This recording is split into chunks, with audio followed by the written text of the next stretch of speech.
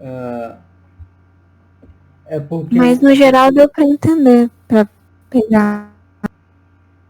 é que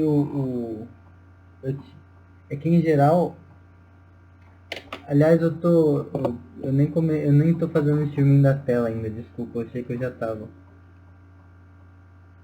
ao vivo. Ah, deixa eu ver aqui como tá. 15.408.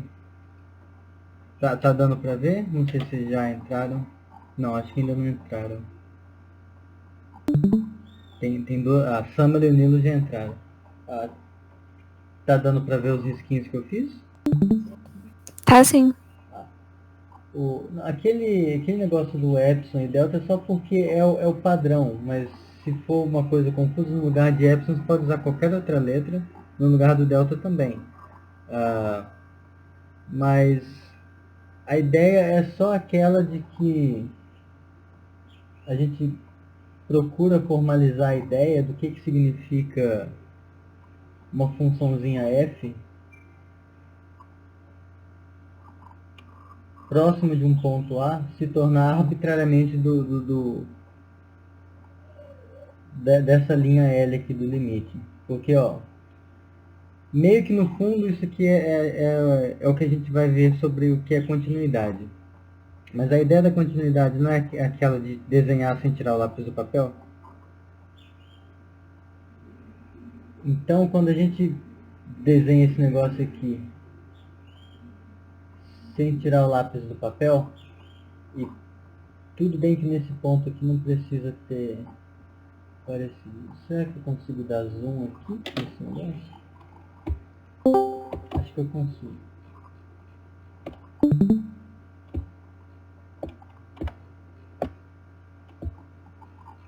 Ó, então estamos aqui com a nossa função que no ponto coisa, eu só não sei se eu consigo, como que eu faço para diminuir o tamanhozinho do pincel. Whiteout, deleted stroke, não sei o que. Ah, deixa eu fazer um truque então. Apagar é a mesma coisa que pintar de preto aqui. Então, não importa qual o valor no ponto. Aqui é uma bolinha aberta, a gente não sabe. Mas veja que a gente não ter tirado o lápis do papel significa que não importa quão próximo a gente chegue aqui, vai ter linhazinhas brancas próximas. Esse chegar tão perto quanto a gente quer é o que corresponde ao tal do epsilon. Tá? Então quando a gente faz isso aqui, ó, eu quero dizer, a gente quer dizer que não importa quão bom seja o zoom que a gente coloque. Aqui eu fiz, se a gente olhar o gráfico bem perto desse negócio, talvez fosse melhor tentar fazer no GeoGebra depois, né?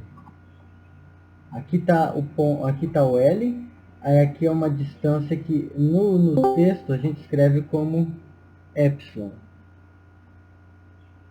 E aqui também mede epsilon. Então a gente está querendo dizer que dado esse epsilon, dado esse zoom aqui, a gente consegue encontrar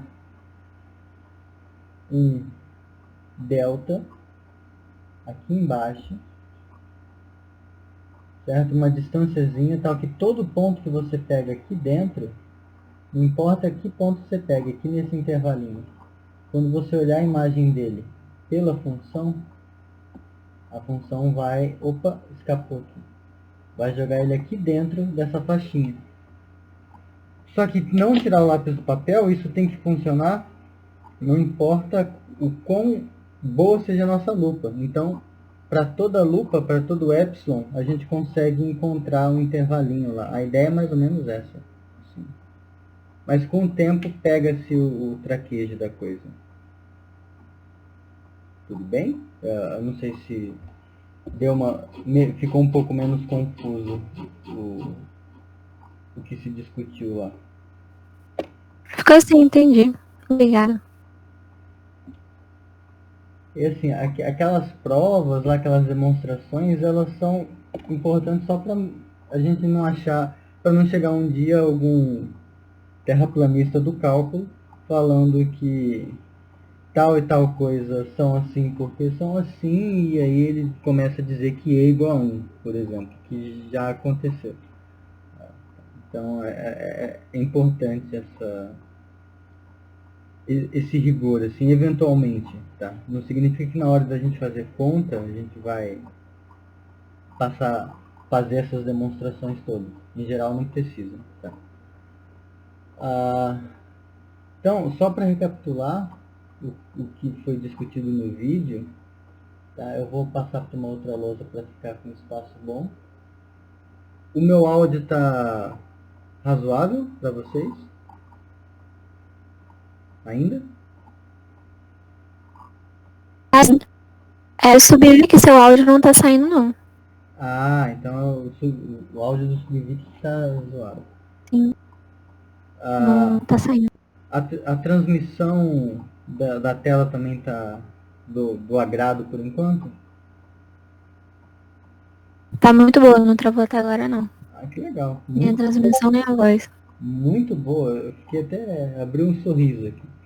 Ah, então, o que eu discuti no vídeo de sexta-feira foi o seguinte: se a gente tem f e g funções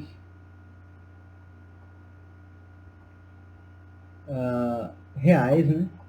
Tais que o ponto A que você pega está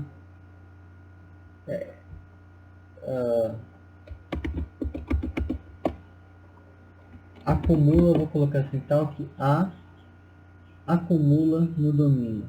Naquele sentido de que sempre que você pega uma vizinhançazinha, um intervalinho em torno desse ponto, você consegue encontrar alguém no domínio da função lá, tá? Geral.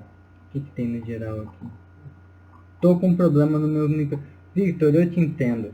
Faz pouco tempo que eu consegui resolver o problema do meu. Eu te entendo. Então, eu mencionei, a gente tinha uma função assim, tal que o A acumula no domínio. Ah, se isso aqui for muito chato para vocês pensarem, vocês podem pensar que é uma coisa assim, ó, o domínio da função f é igual ao domínio da função g, e ele é alguma coisa dessa forma aqui, ó.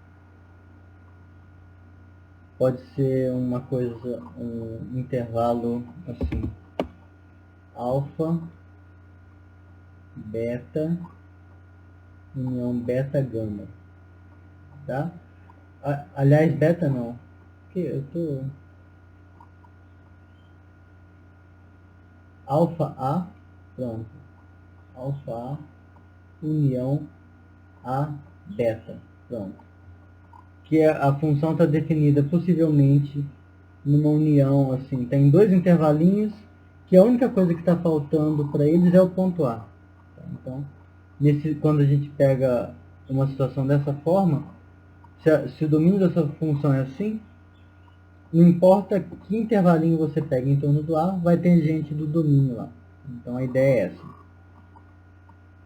Mas aí quando a gente tem uma função assim, o que a gente viu foi que se o limite da função f, quando x tende a ele existe e é L0, e o limite da função g de x, quando x tende a é L1, então se a gente tem essas duas coisas, então quando a gente fizer a soma desses negócios e olhar o limite, vai ser a soma dos limites, e quando a gente fizer o produto, também vai ser o produto dos limites.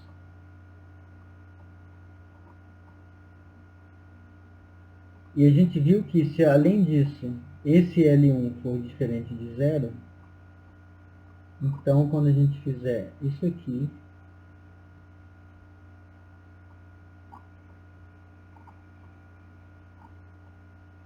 Isso vai ser L0 dividido por L1.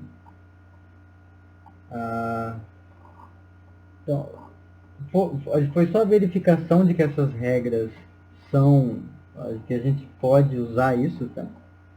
E aí, por exemplo, como que a gente usaria isso? Seria uma coisa, um exemplo de como usa, seria algo mais ou menos assim. Quando for fazer coisas direitinho, dessa que agora a gente vai ter alguns exercícios assim que eu vou até passar para vocês.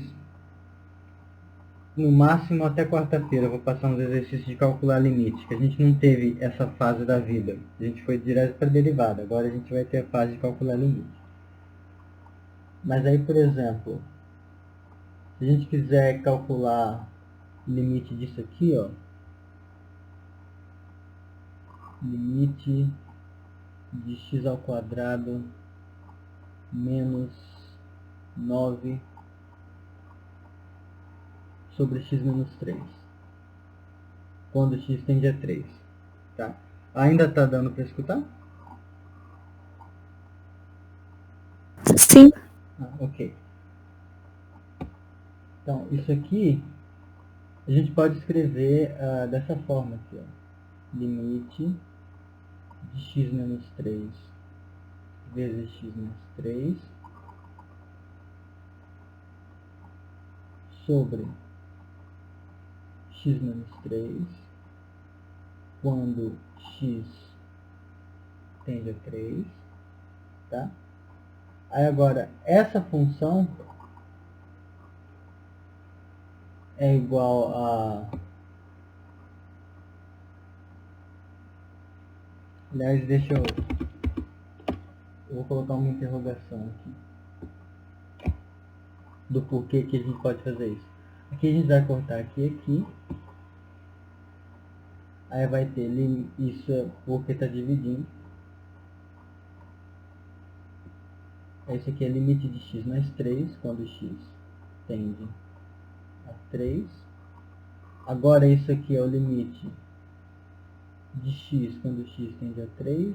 Esse aqui é o limite de 3 quando x tende a 3.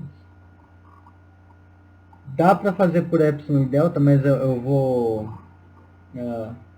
como a gente vai entrar em função contínua agora, vai dar para sair de um jeito um pouco mais legal. Isso aqui, o limite de x quando x tende a 3 é necessariamente 3. E o limite de 3 quando x tende a 3 é... como chama? É 3, porque a função é constante. Então isso aqui tá certo, né? X ao quadrado menos 9 é aquilo. Eu nem pensei... tá certo. Então isso aqui dá 6. Tá. Então, aqui nessa parte da interrogação, o importante é observar o seguinte. Essa função aqui, f de x igual a x ao quadrado menos 9 sobre x menos 3, ela não está definida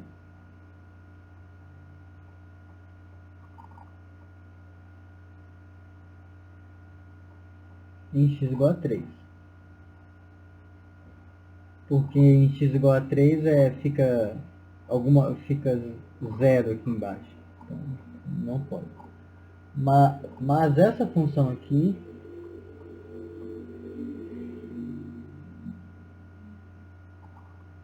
está definida, que é o que apareceu aqui, ó. Aqui x mais 3 e aqui a f. Então essa aqui seria a f, essa aqui seria a g. E essa g está definida. Como a gente vai ver, ela é contínua, mais do que isso. E vale isso aqui, ó. A f de x é igual a g de x sempre que o x é diferente do 3.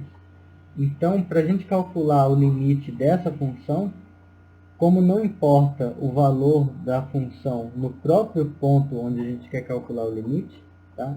Vejam que essa f não está definida em x igual a 3. Só que a gente pode substituir por uma função que está definida e que ela é igual em todo ponto diferente. Então, quando a gente faz esse tipo de argumento aqui, é para a gente se livrar desses problemas. E aí, uma vez que a gente vai para uma função que a gente sabe trabalhar bem, a gente usa as propriedades de limite. Tá? O limite da soma, soma dos limites, essas coisas assim. Tudo bem esse exemplo?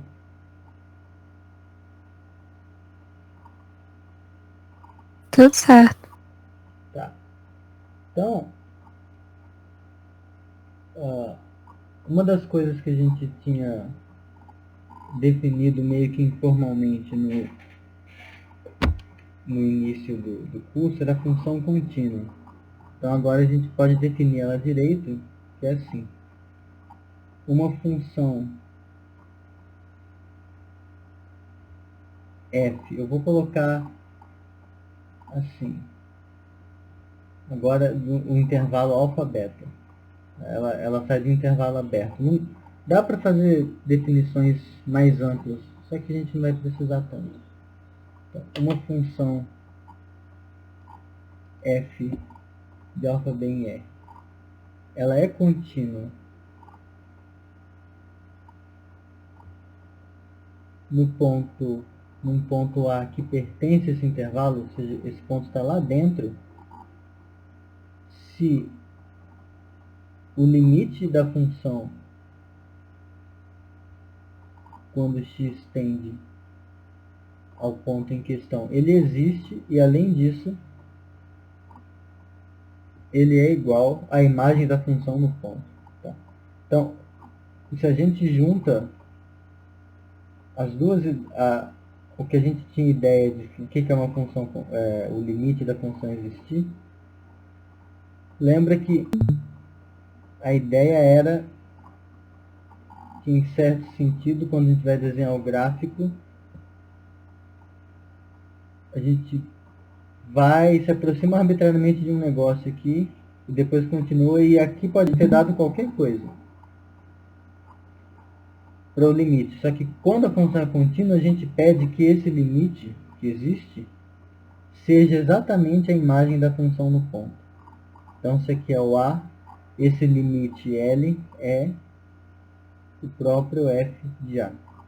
Então, disso a gente tira que a intuição de que função contínua é aquela que você, no ponto, é aquela que você desenha o gráfico sem tirar o lápis do papel.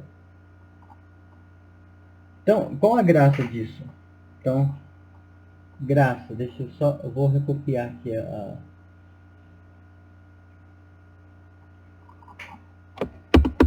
definição. Então, deixa eu diminuir aqui um pouquinho. A graça desse negócio é a seguinte, que se você sabe que uma função é contínua, se sabemos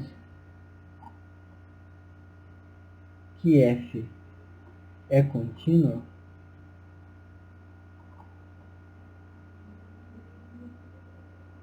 então, para calcular o limite da função,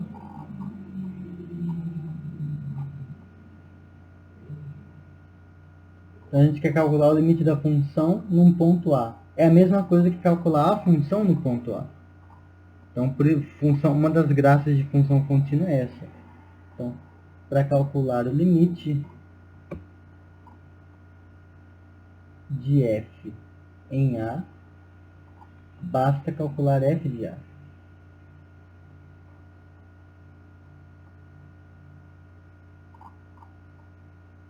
E não só isso. Como a gente sabe que função contínua, como a gente sabe que soma de limite é limite da que a soma dos limites é o limite da soma e o produto dos limites é o limite do produto, também sabemos a gente também ganha que o produto e a soma de funções contínuas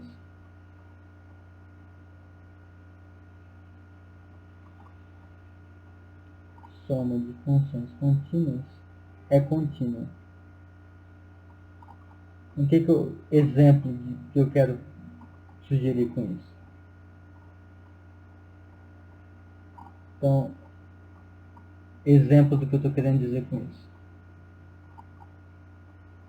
Se a gente pegar uma função polinomial, ela é contínua.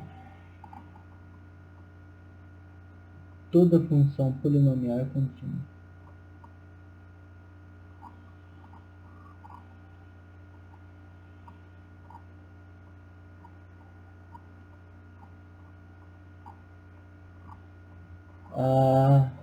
Então, como que a gente faz isso?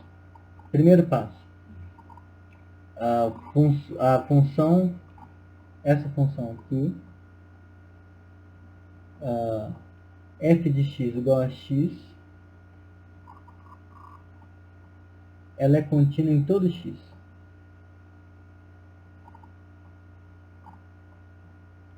Ela é contínua em todo A real. Tá? Aliás, aqui na definição de função, tá, ela é contínua num ponto. Se ela for contínua em todos os pontos do domínio, então ela é contínua sem especificar onde. Isso aqui, ó, eu vou fazer só para exemplificar. A gente tem que mostrar que limite de f de x quando x tende a A é A. Certo? Porque f de x é x, então o limite de x quando x tende a A é A. Para mostrar isso, qual que era aquele truque? Para qualquer zoom que a gente dá na imagem, então para qualquer epsilon maior que 0, quero delta maior que 0, tal que se isso aqui acontecer, ou seja, se esse delta, então esse delta aqui, se esse epsilon está no eixo y, esse delta aqui está no eixo x. Então, se a gente quer um negócio que tal que se isso aqui acontecer, então, como a gente quer mostrar que esse A é o limite, então a gente tem que mostrar que a f de x menos o A é menor que o epsilon. Só que esse f de x é x. Então, basta tomar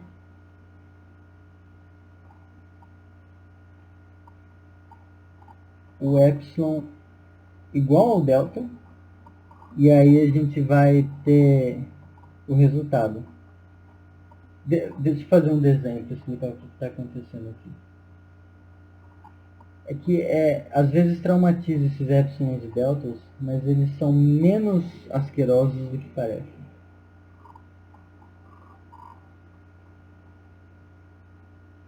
Ó, esse negócio pontilhado aqui que eu fiz, deixa eu ver se eu consigo fazer melhor agora,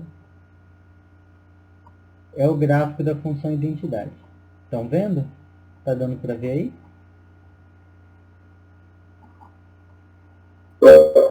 Sim. Beleza, então aqui está o gráfico da função identidade. A gente foi num Azinho, pegamos um Azinho aqui, e queremos, a gente sabe que a f do A é o próprio A. Aqui está o A. E a gente quer mostrar que o limite da função, dessa função, quando x tende a A, é A. A gente quer mostrar isso. Só que a gente quer mostrar isso com epsilon e delta. A gente quer fazer uma definição bonitinha, tá? Que é aquela em que quem não tem um papel para desenhar o gráfico, ela conseguiria se convencer. Tá? Vamos pensar assim, um alienígena que não sabe desenhar, ele não entende gráficos, mas ele entende essas definições. Você quer convencer ele que, olha, o limite é essa coisa. Você não vai fazer um desenho, não vai entender. Tem que provar com epsilons e deltas. Então, o que ele vai fazer para testar se esse negócio se isso aqui ocorre mesmo ou não, ele vai fazer o seguinte, ele vai te dar um epsilon. Vamos supor que ele te deu esse epsilon aqui. Digamos que isso aqui seja epsilon igual a 1. Tá? Então, dado esse epsilon igual a 1, ele pede para mim que eu encontre um delta. Tá? Será que eu consigo encontrar um delta em torno do A, tal que se ocorrer isso aqui, x menos A menor do que delta, vai implicar que o f de x menos A é menor do que 1? É isso que ele quer. Ele quer que eu dê esse delta para ele. Bom, mas como isso aqui é a mesma coisa que x menos A, então, se eu pegar o delta como sendo o próprio 1 que ele me deu, a gente consegue. Tá? Então, por exemplo, naquele tipo de situação do vídeo anterior, onde, dado esse epsilon aqui, epsilon igual a 1, digamos, que a gente encontrava uns deltas para outras funções, né? Cada função, se o limite existir, tem o seu delta possível. O delta depende do ponto. Mas que a gente falava assim, tome delta igual a epsilon ao quadrado vezes alguma coisa dividido, alguma coisa assim. No caso, ele estava falando que se você pega esse mesmo epsilon e substitui aqui, você vai conseguir essa continha. Tá? E aqui o desenho é bem claro, porque se você, como é a identidade, ela tá, em certo sentido, é só reflexão. Se eu pego esse cara aqui, ele vai nele mesmo. Então é claro que ele vai estar lá dentro. Então isso é um jeito complicado de provar uma coisa fácil, no caso da função identidade. Mas assim, é bom perder um pouco do medo, alguma coisa assim. Tá, mas então a gente viu que essa função ela é contínua, porque o limite deu justamente a f. Então não é mais uma interrogação, é uma exclamação. Então a função f de x igual a x, ela é contínua em todo ponto. Então, ok. Agora, se a gente pega uma função constante, se f de x é igual a c para todo x que pertence aos reais, então essa função também é contínua.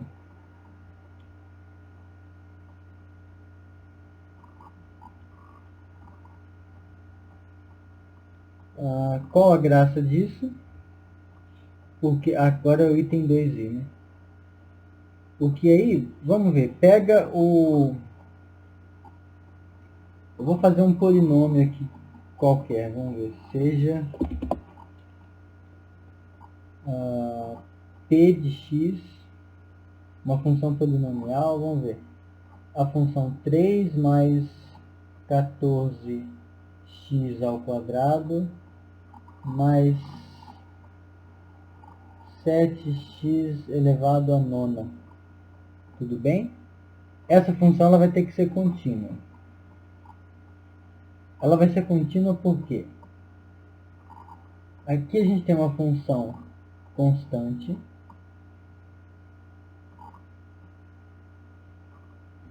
Aqui a gente tem uma função constante.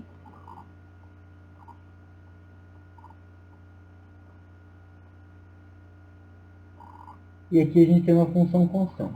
Então, essa função aqui, 3, a função constante que leva todo x em 3, ela é contínua. Ótimo. A função que leva todo mundo em 14 também é contínua. E aí essa aqui, ó, x² é igual a você fazer x vezes x. E essa função aqui é contínua. E essa aqui também é contínua. As duas são contínuas. E você fez o produto de duas contínuas. Então o produto é... Então quando você faz esse x², que é contínua, vezes essa outra, isso é uma função contínua, que você soma com essa e também vai ser. Mesmo argumento para cá, esse x elevado a 9 é um produto de funções contínuas multiplicado por outra e você está somando. Então, graça disso é que quando a gente vai calcular o limite desse negócio, p de x, quando x tende a alguma desgraça, sei lá, quando x tende a π, por exemplo. Como é contínua, você agora já não precisa ficar aplicando aquelas milhões de propriedades. A gente já viu agora que função polinomial é contínua. Então, isso aqui é simplesmente você fazer p de π. Então, vai ser 3 mais 14 π ao quadrado mais 7 π à nona. Pronto. Se fosse no lugar de π outra coisa, aí você faz a conta e tal.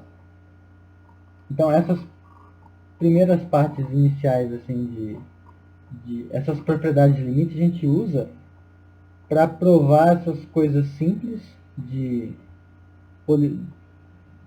funções gerais assim, que a gente usa para não ter que usar de novo, para não ter que fazer epsilons e deltas 1000 vezes. Tá bom? Daí a gente vê também, uma vez que agora a gente já viu isso, por que que quando a gente está nesse tipo de situação, em particular,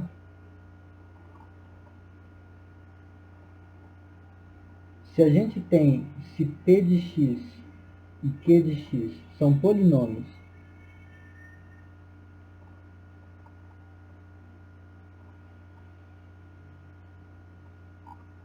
e a gente tem q de a diferente de zero, então quando a gente vai fazer o limite desse negócio aqui, pega p de x, divide por q de x. Agora não é mais uma função polinomial, uma divisão de polinômios. E a gente quer calcular o limite disso quando x tende a a. Se quando a gente, como essa aqui é contínua e essa aqui é contínua, a princípio seria só substituir colocar o x colocar o a no lugar do x, colocar o a no lugar do x aqui também. Só que isso aqui a gente sabe que é isso somente quando, lembra que para divisão a gente precisava supor, cadê?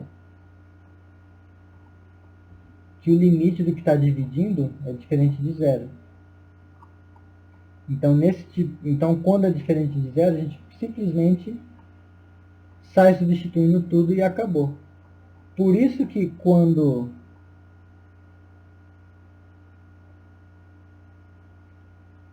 a gente tem q de a igual a zero, a gente precisa de outras técnicas.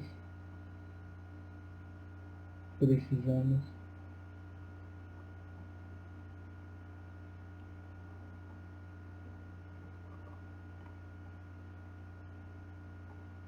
Porque quando a gente divide por uma coisa que está dando zero no ponto, pode ter muito comportamento diferente.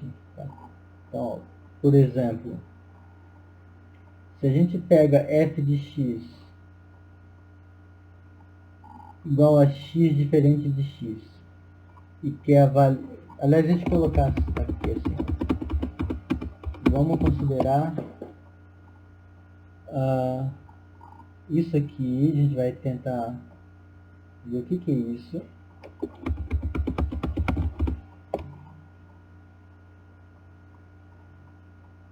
Quando x tende a zero, x tendendo a zero, tá? O que isso pode ser quando, por exemplo,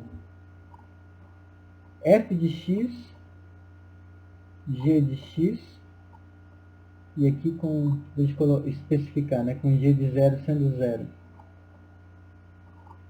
Quando a gente está com essa função aqui, quando é x aqui e x aqui, quando os dois ali são x, só para vocês verem,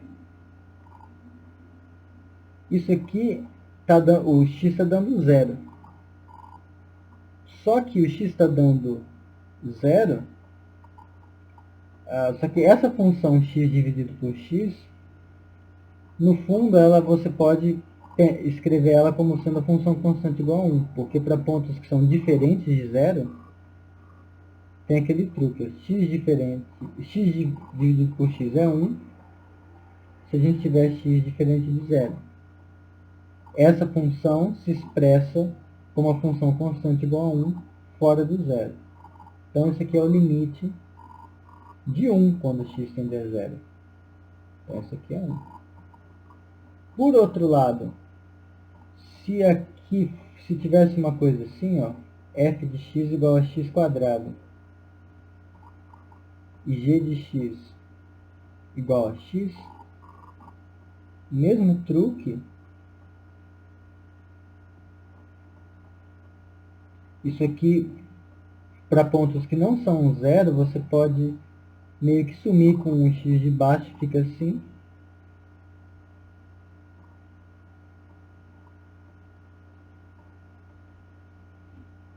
E aí deu 0. Só que pode acontecer coisas diferentes, tipo, se tivesse assim, ó, f de x igual a x e g de x igual a x quadrado. Veja que todos esses exemplos, o cara embaixo está dando 0.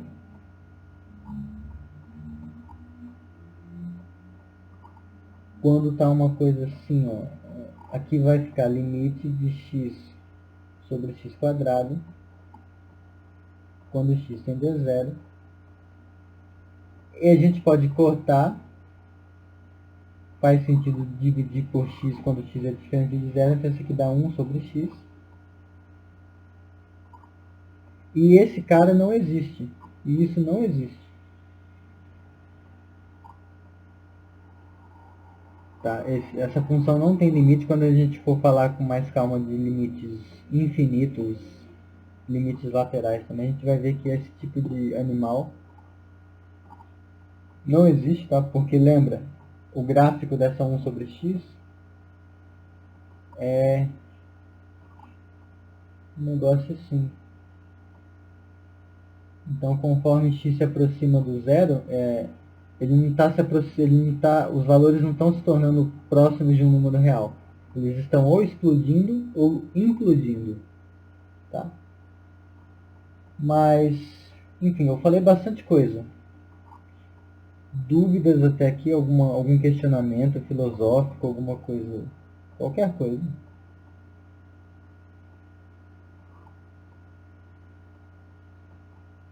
Em fora Bolsonaro, tá valendo tudo. Sem dúvidas, professor. Pelo menos eu tô sem dúvidas. Ah, tá. Eu achei que ia rolar um fora Bolsonaro aqui. Fiquei um pouco decepcionado. Fora Bolsonaro. Ah, tá. Ok. Estou mais tranquilo. Então, deixa eu só retomar o fio da meada. Eu fui distraído. Então, assim, como nem tudo na vida a gente vai estar dividindo por coisas onde aqui embaixo é diferente de 0, a gente vai precisar de ferramentas a mais para estimar esse tipo de limite, como essas coisas funcionam e tal. Aí, coisas que a gente vai ver, por exemplo, que vão ajudar a gente no próximo... É que eu quero fazer outra coisa antes, nessa reunião, já que não há outros questionamentos. Mas coisas que a gente vai ver que são bem legais nesse caso, uma coisa que chama teorema do confronto, por exemplo.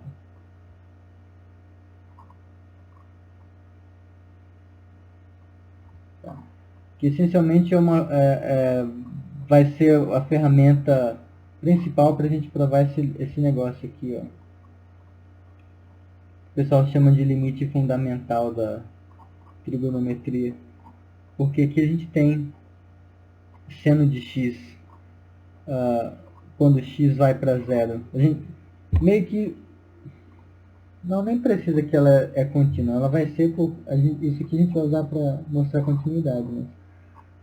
Aqui quando x está indo, quando o seno de x está indo para, quando x está indo para zero, o seno de x ele está indo para zero também.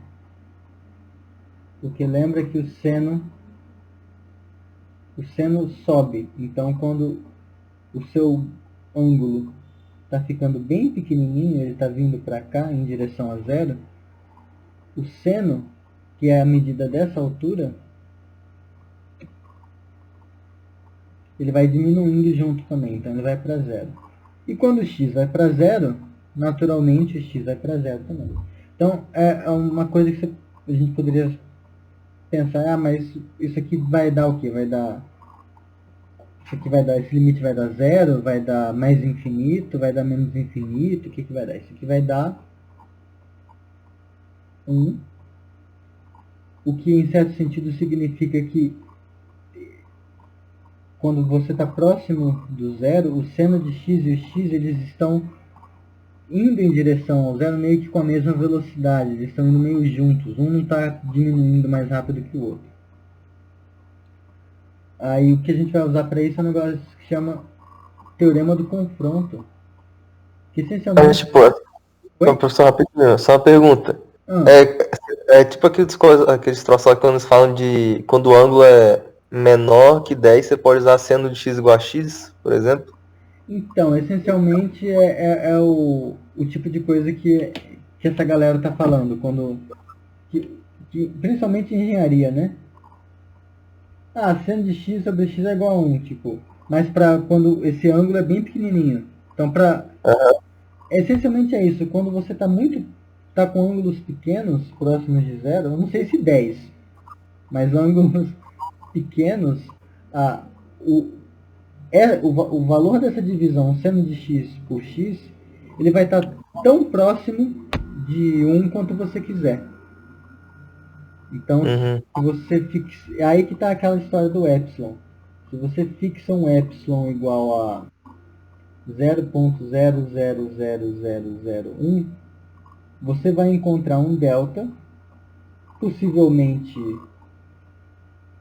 menor, de uma escala um pouco menor ainda. Aqui, por exemplo, eu não tenho a mínima ideia se é essa escala ou não, mas você vai encontrar um delta tal que se você pega 0 mais qualquer coisinha menor que esse delta, uma coisa que está ainda menor que... Isso aqui é o teto. Qualquer coisinha que está menor que esse delta e você soma com 0, quando você fizer o seno dessa coisa dividido por essa coisa, vai estar dentro de 1 mais 0,0001. Não vai extrapolar esse erro que você colocou. É nesse sentido mesmo.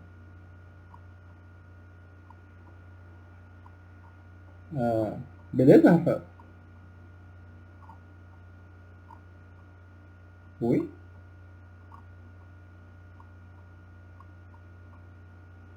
Ué.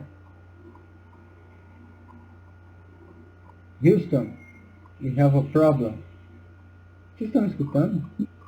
Eu tô te ouvindo. Tá, ok. Eu também. Mas foi legal, eu gosto da pronúncia de Houston, é uma palavra bonita. Então, mas é isso, a gente vai ver, eu vou fazer esse teorema com calma, tá? O desenho dele é bem bonito, tá? A gente vai ver coisas do tipo assim. Essencialmente, eu não vou enunciar ele, mas meio que se a gente tem uma função que está assim, e aí a gente tem uma outra função que está assim, aqui era para estar colado, tá? Era para estar colado. Pronto.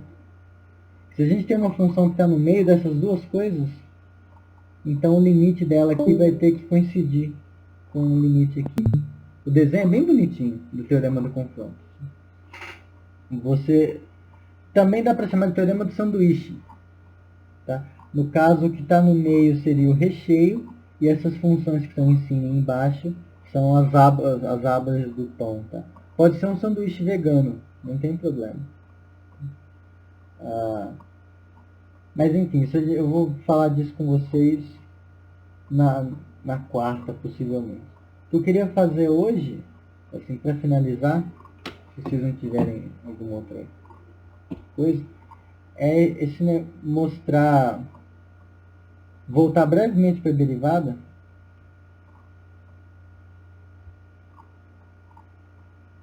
só para mostrar como que a gente pode usar essas coisas para justificar aquelas regras de derivação.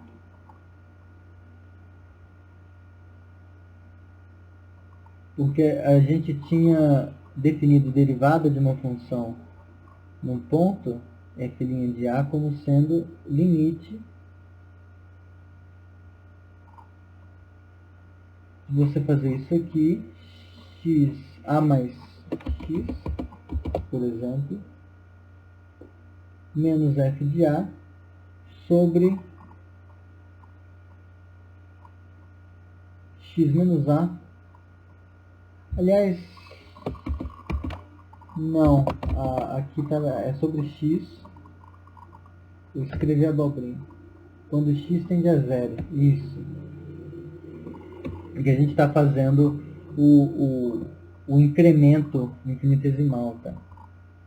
Aí uma das regrinhas que a gente viu era que se f de x é igual a x elevado a n, então a derivada é igual a n vezes x elevado a n. E aí, agora a gente, com essas coisas de limite, a gente pode ver isso com bastante cuidado. E não é difícil, porque assim, quando a gente coloca essa expressão aqui, o que a gente ganha é limite de x tendendo a zero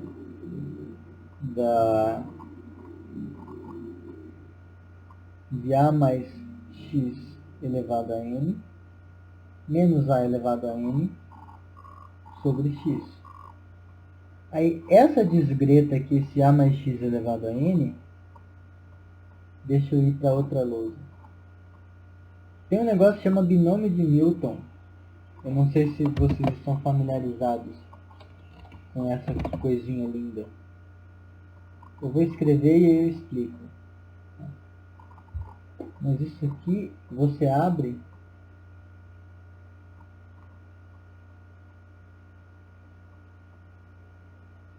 aliás, foi uma péssima ideia escrever aqui. O binômio de Newton é grande. Vou escrever ele aberto. Essa expansão vai ser um negócio assim. A elevado a n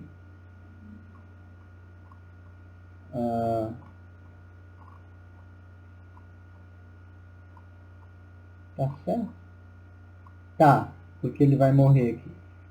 Vezes x elevado a zero. Aí depois vai ser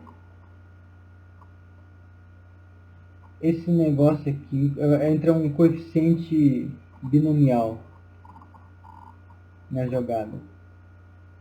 Aí n1 a elevado a n menos 1 x elevado a 1. Aí n2 sobre a elevado a n menos 2 sobre vezes x ao quadrado. Daí vai reticências, não sei o que, mais n a elevado a zero vezes x elevado a n. Então isso aqui tudo foi a abertura do binômio, tá? Menos a elevado a n sobre x. Então a gente tem esse negócio aqui todo. Esse binômio de Newton, ele usa esse negócio aqui, quando você tem n sobre n escolhe k, isso aqui é aquela história de n fatorial sobre k fatorial vezes n menos k fatorial. É uma fórmula que permite para você abrir qualquer coisa desse tipo aqui. Tá? Então, por exemplo, quando o n é 2, só para explicar, quando o n é 2, a gente tem isso aqui, né? Ó, a ao quadrado mais 2ax mais b ao quadrado. Só que vejam que esse a ao quadrado, e aqui era para ter um n0, tá? Mas aqui n0 é 1. Deixa eu ver. Só para a fórmula ficar direitinha para vocês.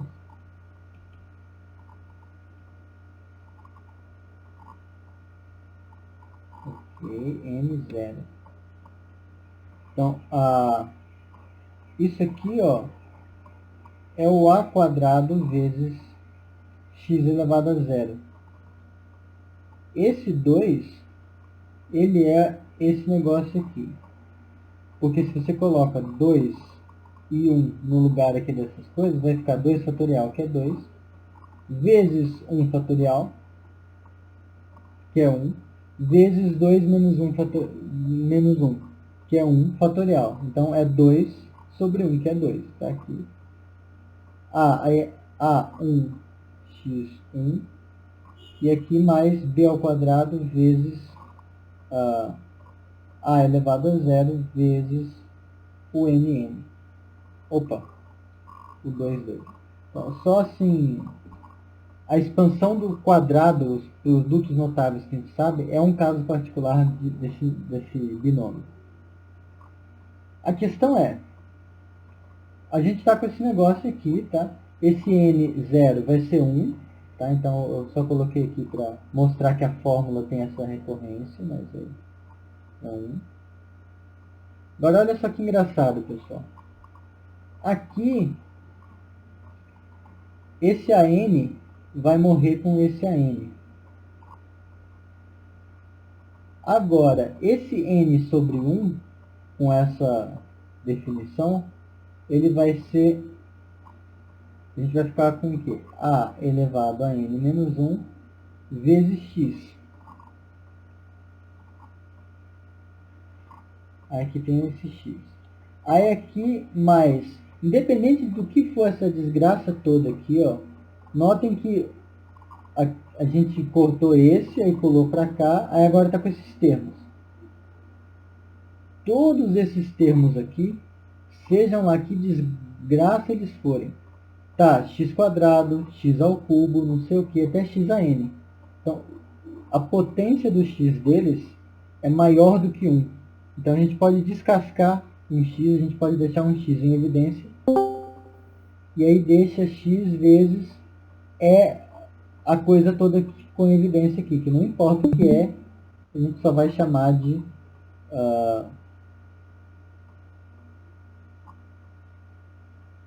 alguma coisa aqui, de um q de x, tá bom? Então agora que a gente está com isso, a gente pode cortar os x. Então aqui vai cortar esse x com esse, aí vai ficar só... eu comi um n aqui, pessoal. Tem esse n aqui, ó, multiplicando. Eu comi ele, agora ele apareceu. Então, n vezes a n menos 1,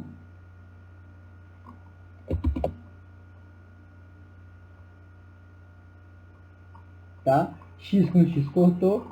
Agora, esse x com esse x corta. E aí fica só esse q de x. Tá? E claro, eu também... eu fiz igual a minha cara. Isso aqui é o limite disso. É o limite disso quando x tende a 0. Aqui é o limite disso quando x tende a 0. E aí aqui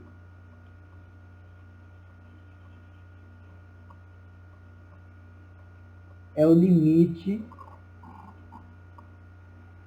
quando x tende a 0 de n vezes a elevado a n menos 1, cortei esse com esse, mais q de x.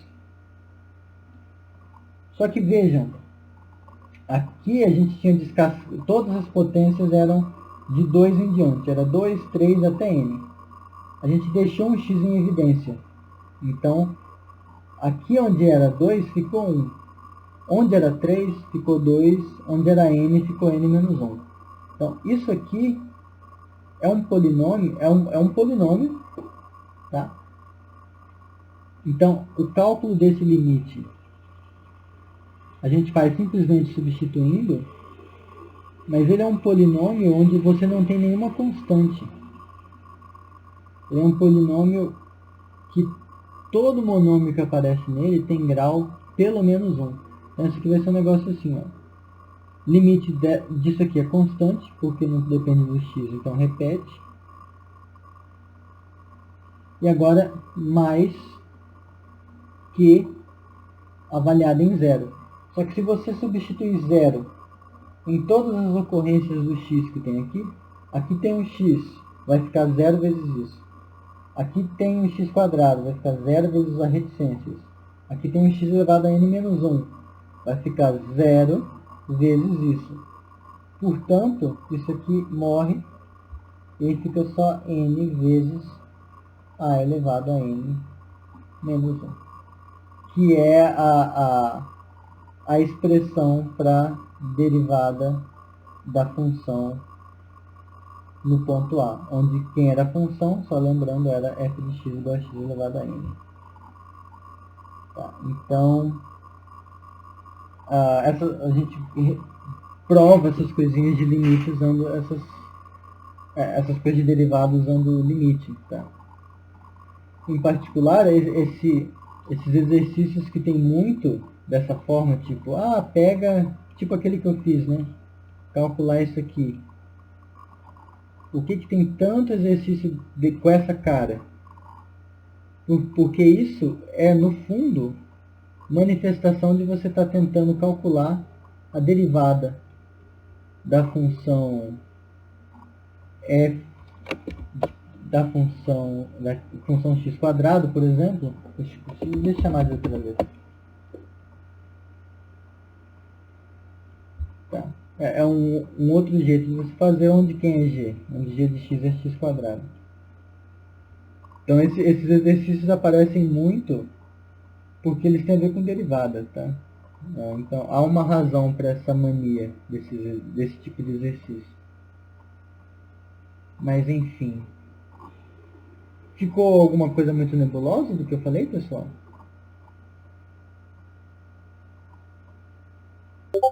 Não.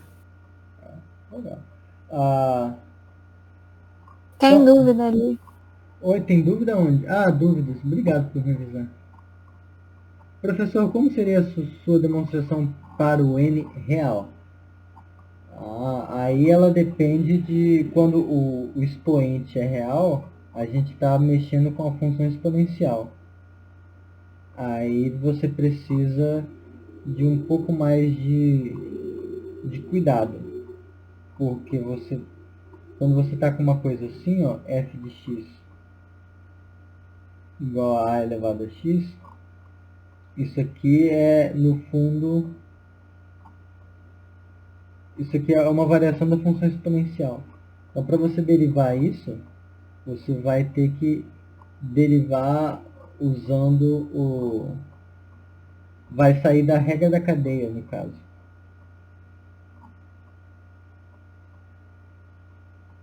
Pera, não. Eu acho que eu não entendi o que... Não. Tá, eu entendi outra coisa. Desculpa. Eu entendi outra coisa. Eu entendi que você estava falando de derivar essa função elevada a x, mas não. Você estava falando de derivar essa função aqui, f de x igual a x elevado a π, por exemplo, né? Isso, tá. Ok. Tá, esse argumento que eu fiz não funciona para essa. Mas justamente como a gente precisa... O modo como a gente encara isso, esse x elevado a π, ele é, de certa forma, ele vem do que significa você pegar para cada... Você tem a função x, e aí você vai fazer uma Tá, eu vou pensar com calma e aí eu falo, porque não sai tão limpo igual esse outro que eu fiz. Preciso de um argumento a mais e agora de cabeça eu não tô lembrando. Mas eu vou dar uma olhada e aí eu começo quarta-feira já matando esse. Pode ser? Tá. Então, alguém tem mais alguma dúvida, pessoal? Alguma coisa que queria mencionar?